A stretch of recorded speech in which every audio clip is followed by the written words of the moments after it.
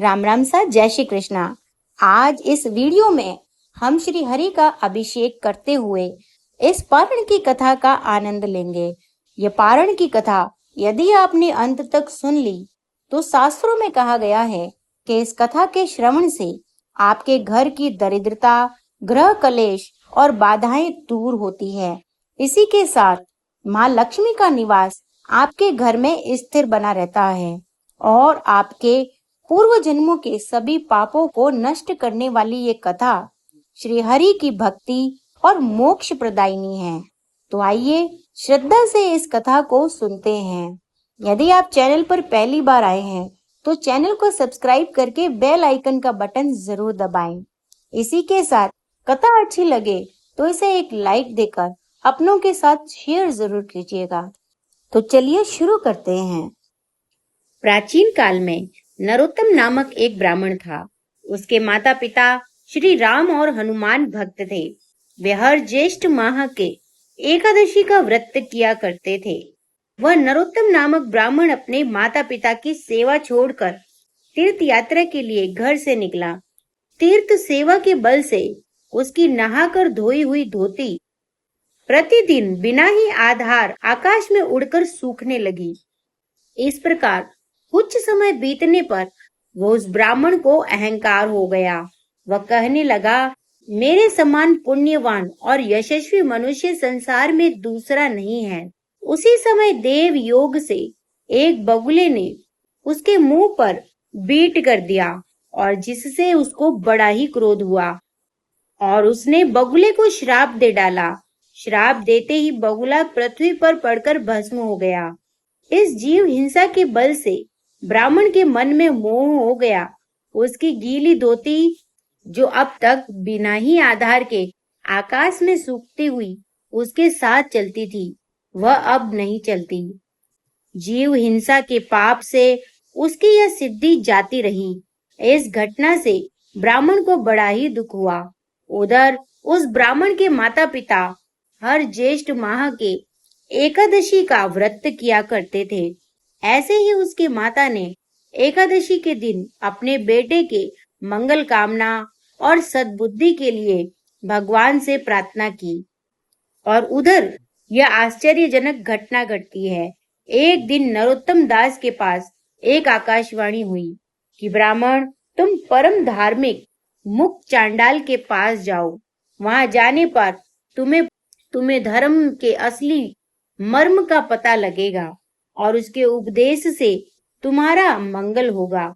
वह आकाशवाणी को सुनकर ब्राह्मण मुख चांडाल के घर गया।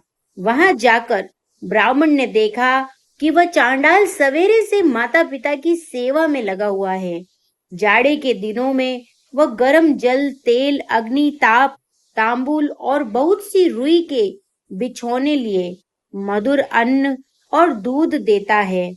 बसंत ऋतु में मधु सुगंधित माला और अन्य रुचिकर पदार्थों से तथा गर्मी के दिनों में पंखे से हवा करके उनकी सेवा करता है। नित्य उनकी सेवा करने के बाद वह भोजन ग्रहण करता। इस प्रकार वह चांडाल सर्वदा माता पिता की थकान मिटाने और उसको सुख पहुंचाने के काम में लगा रहता है। प्रिय भक्तों, इसके इस पुण्य के बल से विष्णु भगवान उसके घर में बहुत दिनों तक निवास करने लगे। ब्राह्मण ने उस चांडाल के घर में एक ऐसे कमरे में जो बिना ही खंभों के खड़ा था, त्रिभुवनेश्वर महापुरुष अनन्य प्राणियों से अतुल्य तेजोमय महासत्व विष्णु भगवान को सुंदर ब्राह्मण शरीर से चांडाल के घर की शोभा बढ़ाते हुए देखा। तदंतर उसने आश्चर्य में भरकर मुख चांडाल से कहा कि चांडाल, तुम मेरे पास आ। मैं तेरी सहायता से परम पद पाने की इच्छा रखता हूँ। सब लोगों के लिए, खासकर मेरे लिए जो हितकर हो, मुझको तू वही उपदेश कर। मुख ने कहा कि मैं इस समय अपने माता पिता की सेवा में लगा हूँ। आपके पास कैसे आऊं? उसकी सेवा कर चुकने पर आपका काम करूंगा। आप दरवाजे पर ठहरिए, मैं आपका आतिथ्य करूंगा। चांडाल की यह बात सुनकर चांडाल की ये बात सुनकर ब्राह्मण ने क्रोधित होकर कहा, मैं ब्राह्मण हूँ, मुझको छोड़कर ऐसा कौन सा श्रेष्ठ कार्य है जिसे तू करना चाहता है। मुख ने कहा, हे ब्राह्मण, आप व्यर्थ ही क्रोध करते हैं।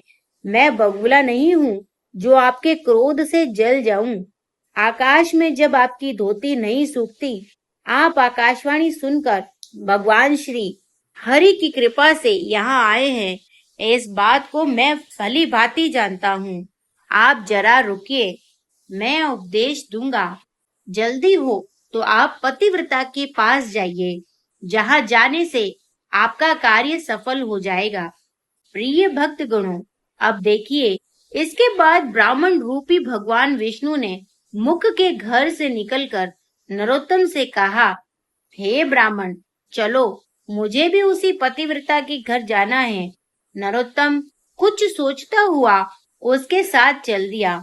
रास्ते में आश्चर्य प्रकट करते हुए नरोत्तम ने ब्राह्मण वेशधारी विष्णु जी से पूछा कि प्रियवर, आप क्षत्रियों से युक्त चांडाल के घर में सदा कार्यों में घुसे रहते हैं।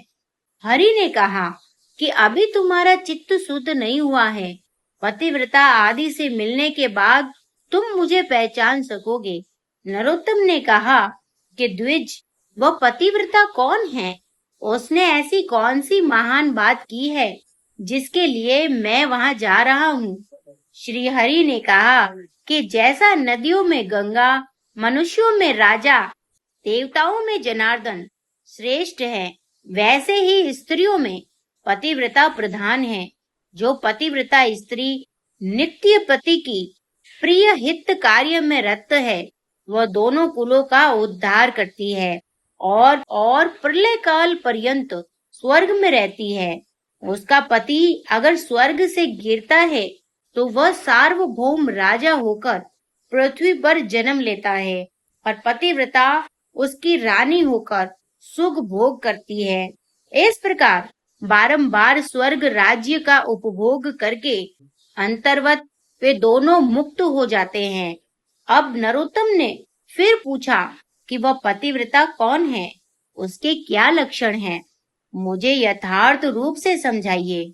श्रीहरि ने कहा कि जो स्त्री पुत्र की अपेक्षा 100 गुने स्नेह से पति की सेवा करती है और शासन में उसे राजा के समान मानती है, वह स्त्री पतिव्रता है। जो स्त्री कामकाज में दासी, रति काल में रंभा, भोजन कराने में जननी और विपत्ति काल में सत्य परामर्श देने वाली होती है, वही पतिव्रता है। जो स्त्री मन, वाणी, शरीर या कर्म से कभी पति के विरुद्ध आचरण नहीं करती, वही पतिव्रता है। जो केवल अपने पति की सेज पर ही सोती है, नित्य पति की सेवा करती है, कभी कृपण तथा अभिमान नहीं करती, मान अपमान में पति को सम्मान भाव से ही देखती है, वही साक्षात पतिव्रता है। जो सती स्त्री सुंदर वस्त्र आभूषण धारी भ्राता और पुत्र को देखकर भी उन्हें पर पुरुष समझती है, वही यथार्थ पतिव्रता है। हे ब्राह्मण, तुम उस पतिव्रता के पास जाकर अपनी मनोकामना उससे कहो। तुम जिसके घर जा रहे हो, उस ब्राह्मण के 8 स्त्रियां हैं। उनमें से जो रूप यवन संपन्न, यशस्वी और दयावती है, उसका नाम शुभा है और वही प्रसिद्ध पतिव्रता है। तुम उसके पास जाकर अपने हित की बातें उससे पूछो। इतना कहकर भगवान हरि अंतर ध्यान हो गए। नरोत्तम को उनके अंतर ध्यान होते देखकर बड़ा ही आश्चर्य हुआ। नरोत्तम ने उस पतिव्रता के घर पहुंचकर उससे अपने हित की बात पूछी। पतिव्रता स्त्री अतिथि की बात सुनकर घर के बाहर आई और ब्राह्मण को देखकर दरवाजे पर खड़ी रह गई। ब्राह्मण ने पतिव्रता को देखकर हर्ष के साथ कहा, साध्वी, आपको जो कुछ मालूम है सो मेरे हित के लिए कहिए। पतिव्रता ने कहा, इस समय तो मुझे पति की सेवा करनी है, मुझे अभी फुर्सत नहीं है, पीछे आपका काम कर दूंगी। आज आप यही मेरा आतिथ्य स्वीकार करें।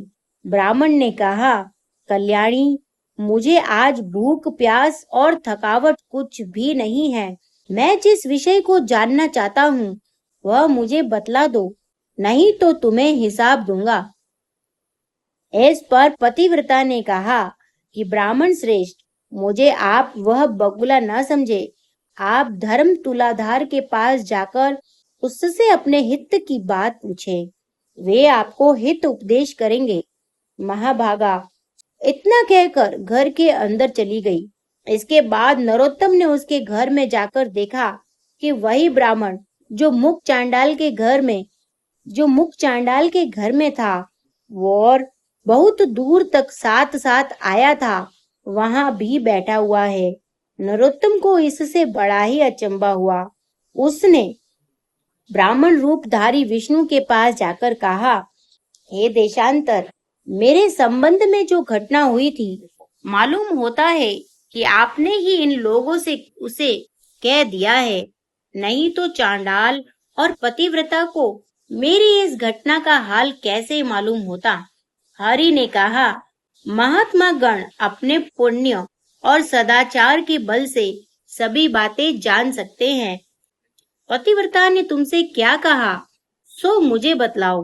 प्रिय भक्तगणों, नरोत्तम ने कहा, मुझे पतिव्रता ने धर्म तुलाधार के पास जाकर प्रश्न करने का आदेश दिया है। हरि ने कहा, अच्छी बात है, तुम मेरे साथ चलो, मैं भी वही जाऊंगा। इतना कहकर श्रीहरि चलने को तैयार हो गए। अब नरोत्तम ने पूछा कि उस धर्म तुलाधार का मकान कहाँ है। हरि ने कहा कि जहाँ पर लोग बहुत सी चीजें खरीदते बेचते हैं, उसी बाजार में तुलाधार रहते हैं।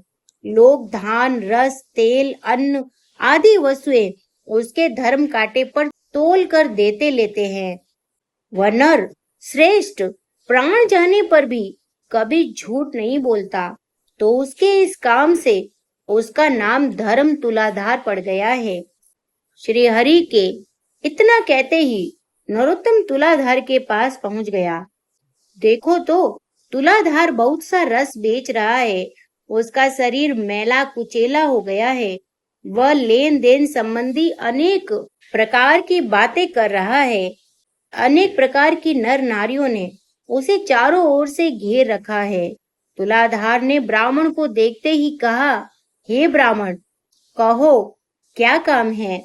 उसकी इस प्रकार की बात सुनकर ब्राह्मण ने मधुर वाणी में कहा, भाई, मैं तुम्हारे पास धर्मोपदेश ग्रहण करने आया हूँ, तुम मुझे उपदेश करो। तुलाधार ने कहा, महाराज, अभी तो मेरे ग्राहक की भीड़ लगी है, एक रात प्रहर तक मुझे फुर्सत नहीं मिलती। आप मेरे कहने से धर्माकार के पास जाइए, वही आपको बगुले की हिंसा का दोष और आकाश में धोती ना सूखने का कारण आदि सभी बातें वही आपको बता सकते हैं। उसका नाम अद्रोहक है। वे बड़े ही सज्जन हैं। उसके उपदेश से आपके संपूर्ण काम सफल हो सकेंगे। तुलाधार ब्राह्मण से इतना कहकर फिर अपने लेन देन में लग गया। अब नरोत्तम ने ब्राह्मण वेशधारी श्री हरि से कहा, महाराज, मैं तुलाधार के उपदेश से अद्रोहक के पास जाऊंगा, परंतु उसका घर मैं नहीं जानता, क्या आप बता देंगे। श्री हरि ने कहा, आओ, मैं अभी तुम्हारे साथ उसके घर चलता हूँ। रास्ते में नरोत्तम ने श्री हरि से पूछा, हे भगवान, यह तुलाधार समय पर स्नान या देव तृप्त तर्पण कुछ भी नहीं करता। इसका सारा शरीर मैला हो रहा है, कपड़ों से गंध आ रही है। यह मेरे भूतकाल में होने वाली घटनाओं को कैसे जान गया। यह सब देखकर मुझे बड़ा ही ताज्जुब हो रहा है। आप इसका कारण बतलाइए। श्रीहरि ने कहा, सत्य और समदर्शन के प्रताप से तुलाधार ने तीनों लोकों को जीत लिया है। इसी से देव, पितृ और मुनिगण भी उससे तृप्त हो गए हैं, और इसी कारण से यह भूत, भविष्य और वर्तमान की सब कुछ जानता है। सत्य से बढ़कर परम धर्म नहीं है और झूठ से बढ़कर बड़ा पाप नहीं है। जो निष्पाप समदर्शी पुरुष है, शत्रु मित्र और उदासीन सभी में जिसके मन सम्मान है, उसके समस्त पाप नष्ट हो जाते हैं और वे विष्णु भगवान के मोक्ष को प्राप्त करते हैं। जो मनुष्य सदा ही ऐसे व्यवहार करते हैं, वे अपने कुलों का उद्धार करने वाले होते हैं। सत्य, दम, सम, धैर्य, स्थिरता, अलोभ और अनालस्य सभी उसमें रहते हैं। वह धर्मज्ञ देव और नरलोक के सभी विषयों को जानते हैं। उसके देह में साक्षात श्री हरि निवास करते हैं। जगत में उसके समान कोई नहीं होता। जो सत्य, सरल और समदर्शी है, वह साक्षात धर्ममय है। वास्तव में इस जगत को वही धारण करते हैं। इस पर नरोत्तम ने कहा कि आपकी कृपा से मैंने तुलाधार का रहस्य तो जाना। अब यदि आप उचित समझे तो अद्रोहक का भी इतिहास बतला दे। श्री हरि ने कहा कि हे ब्राह्मण, सुनो, किसी एक राजकुमार की सुंदरी नाम की एक परम सुंदरी नव युवती भार्या थी। वह अपने पति को बड़ी ही प्यारी थी। राजकुमार को किसी खास काम से अकस्मात ही बाहर जाने की आवश्यकता पड़ गई और वह अपने मन में चिंता करने लगा कि इस प्राणों की पुतली प्रिय को किसके पास छोड़कर जाऊं, कहाँ इसकी रक्षा हो सकेगी। अंत में उसने अद्रोहक के पास जाकर कहा कि मैं बाहर जाता हूँ, जब तक लौट कर आऊं तब तक मेरी इस नवयुवती सुंदरी स्त्री की रक्षा का भार तुम ग्रहण करो। राजकुमार के इस प्रस्ताव से अद्रोहक ने आश्चर्य में पड़कर कहा कि मैं तो आपका पिता, भाई या मित्र नहीं हूँ, न आपके माता पिता के कुल से मेरा कोई संबंध है। आपकी पत्नी से भी मेरा कोई कौटुंब संबंध नहीं है। इस अवस्था में मेरे घर अपनी स्त्री को रखकर आप कैसे आश्वस्त हो सकते हैं। राजकुमार ने कहा कि संसार में आपके समान धर्मज्ञ और जितेंद्रिय पुरुष दूसरा कोई नहीं है। अद्रोहक ने कहा कि आप बुरा न माने, त्रिलोक की मोहिनी भार्या की कौन पुरुष रक्षा कर सकता है। राजकुमार ने कहा कि मैं अच्छी तरह से सोच समझ के ही आपके पास आया हूँ। मेरी स्त्री को आप ही रखिए, मैं अपने घर जाता हूँ। राजपुत्र के ऐसा कहने पर अद्रोहक ने फिर कहा, इस शोभा नगरी में कामी पुरुषों की भरमार है, मैं कैसे तुम्हारी स्त्री की रक्षा कर सकूंगा। राजकुमार ने फिर कहा, आप जैसा ठीक समझे वैसा ही रक्षा करें, मैं चलता हूँ। ग्रस्त अद्रोहक ने धर्म संकट में पड़कर राजकुमार से फिर कहा, हे पति, मैं इस आकर्षित स्त्री की रक्षा निमित्त जो देखने में अनुचित होगा, ऐसा कर्म भी उचित और हितकर समझकर करूंगा। मैं इसे रात को अकेली नहीं रख सकता, अतएव मैं अपनी भार्या के साथ जिस सैया पर सोता हूँ, उसी पर इसे भी सोना पड़ेगा। आपको इसमें आपत्ति तो नहीं? अगर आपको आपत्ति है तो अपनी स्त्री को वापस ले जाइए, नहीं तो छोड़ जाइए। राजकुमार ने कुछ देर तक सोचकर कहा, अच्छी बात है, आप जैसा उचित समझे वैसा ही करें। तदंतर राजकुमार ने अपनी स्त्री से कहा, सुंदरी, इसकी आज्ञा अनुसार सब काम करना, इससे तुम्हें कोई दोष नहीं लगेगा। राजपुत्र इतना कहकर आज्ञा अनुसार वहां से चला गया। अद्रोहक ने रात को वही किया।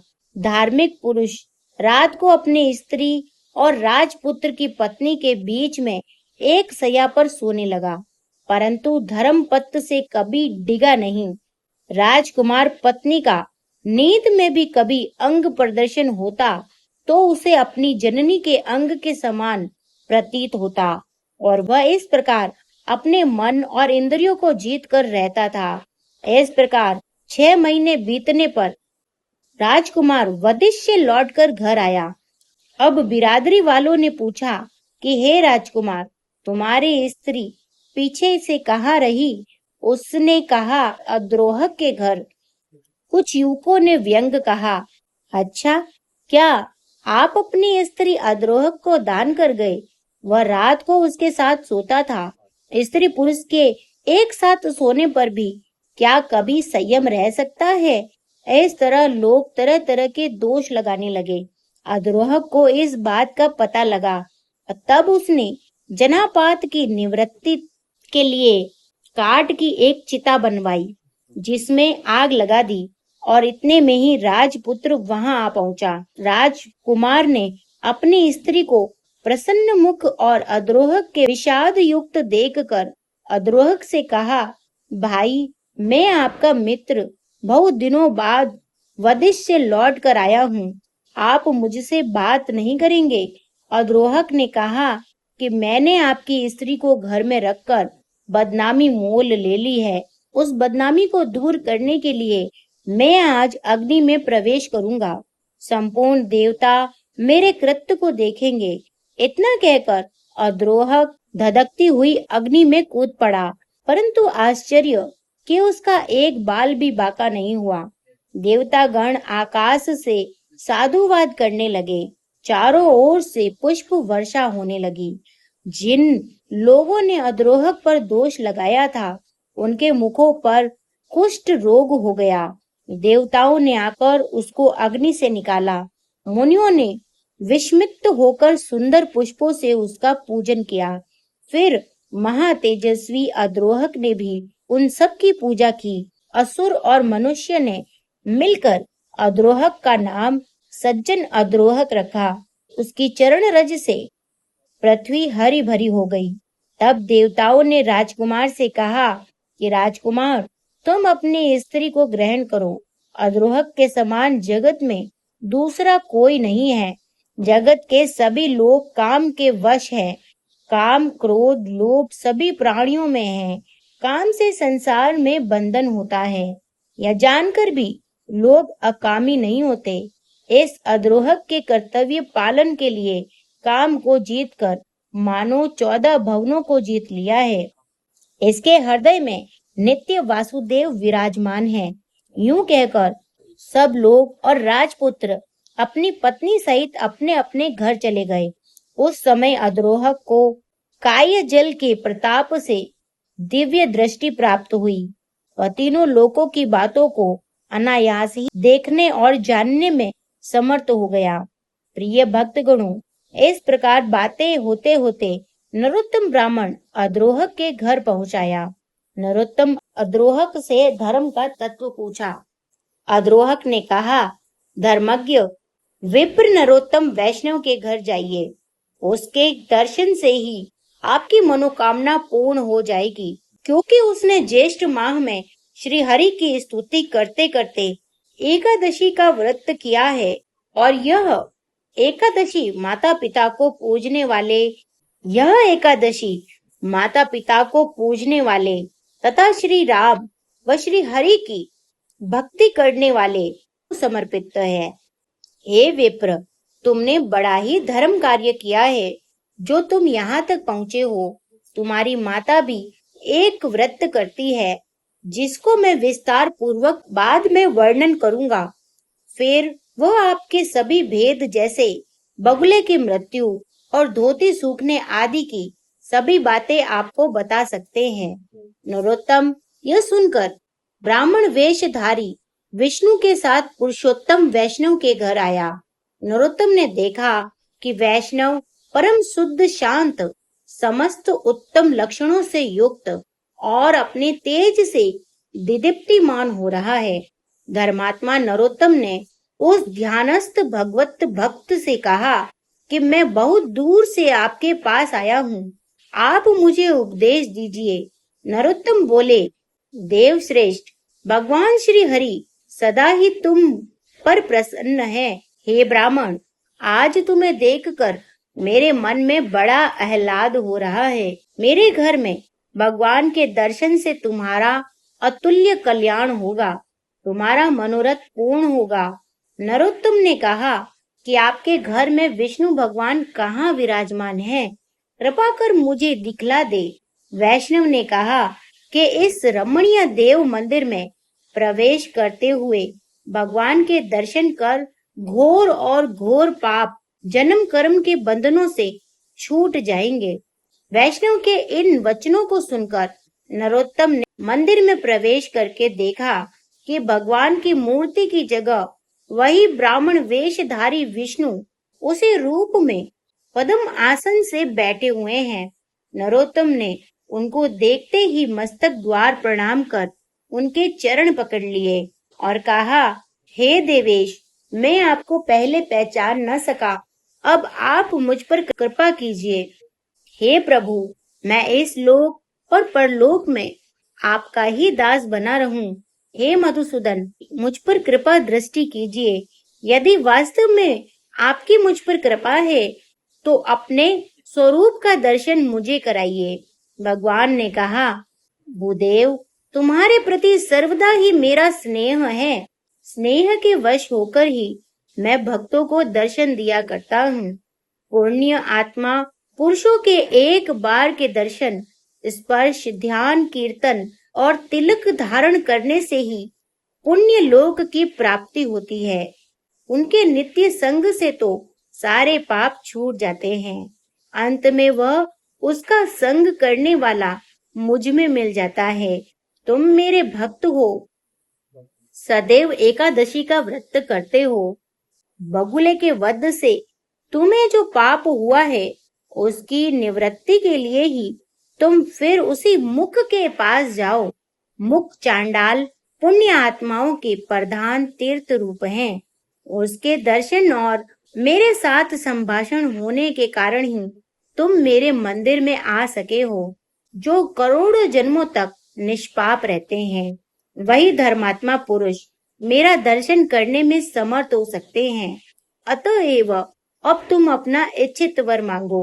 ब्राह्मण ने कहा कि हे सर्वलोकेश्वर, मैं यही चाहता हूँ कि मेरा मन सर्वदा आप में ही लगा रहे। आपके सिवा और कहीं भी पदार्थों में मेरा मन ना हो। भगवान ने कहा, अब तुम्हारी बुद्धि का ऐसा विकास हो गया है, तब तुम्हारी इच्छा जरूर पूर्ण होगी। परंतु तुम्हारे माता पिता जो कि विष्णु भक्त है और श्री रामचंद्र जी का नित्य प्रति उनका पाठ किया करते हैं, अब तक तुम्हारी सेवा से वंचित है। तुम अपने माता पिता की सेवा कर चुकने के बाद मुझ में विलीन हो सकोगे। तुम्हारे माता पिता के दुख भरे लंबे लंबे श्वासों की वायु से तुम्हारा तप नष्ट होता रहता है। अतः तुम पहले उनकी पूजा करो। जिस पुत्र पर माता पिता का कोप पड़ता है उसको नरकगामी होने से शिव या ब्रह्मा कोई नहीं बचा सकता। इसलिए तुम अपने माता पिता के पास जाकर बड़े यत्न से उनकी पूजा करो। उनके इष्ट श्री राम और हनुमान के दर्शन कर उनके व्रत को सफल बनाओ। तदंतर उनके प्रसाद से तुम मुझे प्राप्त कर सकोगे। भगवान के ये वचन सुनकर ब्राह्मण ने फिर हाथ जोड़कर कहा, हे नाथ, हे अच्युत, आप यदि मुझ पर प्रसन्न हैं तो एक बार अपने दिव्य रूप का दर्शन कराइए। तदंतर प्रसन्न होकर भगवान परवेश ब्राह्मण को अपने स्वरूप का दर्शन कराया। ब्राह्मण ने देखा पुरुषोत्तम हरि शंख चक्र गदा पद्म धारण किए हुए हैं। उनके तेज से समस्त जगत परिपूर्ण हो रहा है। वे ही संपूर्ण लोगों के कारण हैं। उनसे उसने दंडवत प्रणाम करके गद गद वाणी से कहा, हे अच्युत, आज मेरा जन्म सफल हो गया। मेरे नेत्र प्रसन्न और 2 हाथ साध्य हो गए। मैं आज धन्य हो गया। आज मेरे कुल के लोग सनातन ब्रह्म लोक को चले गए। मेरा समस्त मनोरथ आज पूर्ण हो गया। तो बोलिए श्री हरि की जय, 11 माता की जय। तो यहाँ पर ये एकादशी की परम पुनीत पारण कथा समाप्त होती है। यदि आपको मेरे द्वारा सुनाई गई ये कथा सच में ज्ञानवर्धक और अच्छी लगी हो तो इसे अपने परिवारजनों, मित्रों, भाई बंधुओं को जरूर साझा करें ताकि वो भी इस ज्ञान को प्राप्त कर सके। इसी प्रकार की अन्य धार्मिक कथाओं का लाभ लेने के लिए यदि आपने मेरे चैनल को अभी तक सब्सक्राइब नहीं किया है तो सब्सक्राइब कर ले और बेल आइकन का बटन जरूर दबाएं ताकि अगली कथा का नोटिफिकेशन सीधा आप तक आ सके। अन्य अधिक मास की कथाओं का लाभ भी आप मेरे चैनल पर जाकर ले सकते हैं। आपका दिन शुभ और मंगल हो। इसी मंगल कामना के साथ मिलते हैं हमारे अन्य धार्मिक वीडियो में। कमेंट बॉक्स में जय श्री हरि लिखना बिल्कुल ना भूलें। जय श्री हरि, जय गैरस माता।